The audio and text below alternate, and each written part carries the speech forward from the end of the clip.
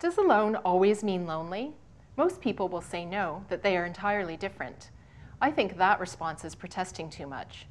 It's true the two are not mutually exclusive, but neither are they always separate. Spending too much time alone can lead to isolation, and isolation can be bad for your health.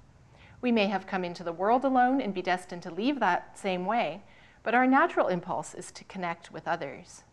Are we so afraid to admit we're lonely, even temporarily, that we'd rather deny its existence?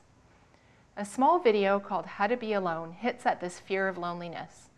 Astonishing in its simplicity, it suggests ways to break through the social stigma of being alone. It hit such a raw nerve that within a month of its appearance, it had been viewed by over 1 million people. Not your average viral video. In it, a woman progresses from taking herself out to the coffee shop, to the library, to eating dinner alone, even brazenly dancing in a club, alone. But the message is genderless, not necessarily about a relationship breakup, and its ideas are universal. It's not only about loneliness, but how to get through it and allow an enriching solitude. Go to an unfamiliar city, roam the streets, there are always statues to talk to, and benches made for sitting give strangers a shared existence, if only for a minute, and these moments can be so uplifting, and the conversations you get in by sitting alone on benches might have never happened had you not been there by yourself. So what does a lonely person actually look like? Well, it looks like me.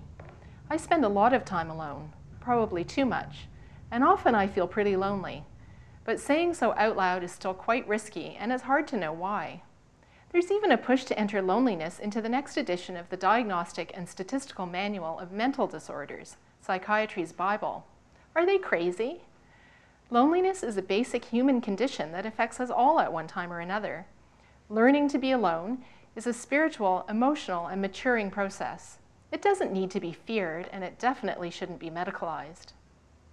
I first saw the video when signing on to MSN, one way I connect with people when I'm feeling isolated. I clicked on it and felt instantly unalone. We don't need more pills or bravado. What we need are more fearless people talking about life's normal passages. Or as the video says, lonely is a freedom that breathes easy and weightless, and lonely is healing if you make it. For The Agenda, I'm Carla Lucchetta.